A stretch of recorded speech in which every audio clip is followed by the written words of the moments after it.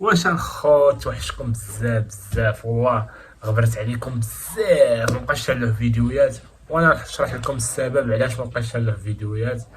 واش نقول لكم والله الا نايض باش نقاد فيديو غير بزز، حيت صافي اخوتي على هذا المشكل صافي ما بقيتش باغي نحط لا فيديوهات لا والو والله.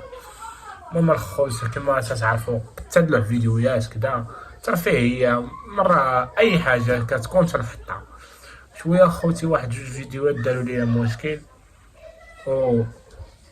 وتحبسات القناه ديالي، ودابا عاد رجعتها ودابا مسحت هذوك الفيديوهات وزدت مسحت وحده اخرين. داكشي علاش اخوتي شنو نقول لكم، والله اخوتي كاين اللي غيحس بيا عارف شنو كاين في هاد الدومين هذا. والخوت كيما طحنا هانيه ماشي مشكل، ماشي نفقدوا الامل، نوليو عاوتاني نخدموا وان شاء الله غيكون غير خير ان شاء الله. او مرحبا بكم عاوتاني. اش نقول لكم، والله ما بقيت ما نقول لكم بالله، صافي تسالات الهضره وحق الله.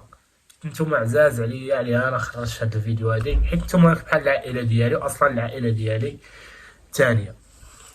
المهم الخوت هادشي ما كان في الفيديو، ومرة ان شاء الله غادي نشرح لكم بزاف بزاف ديال التفاصيل في الفيديوهات الجايه، وغتبقاو تشوفوا دابا غير كل نهار فيديو ولا من يومين الفيديو.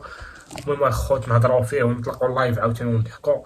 مرحبا، اللي بغيتو شي حاجه شي فيديوهات ديال شي لعبه قولوا لي في كومونتير، وكنتمنى خوتي يكون هاد الفيديو خفيف وظريف على قلبكم. يلا خوتي تهلاو.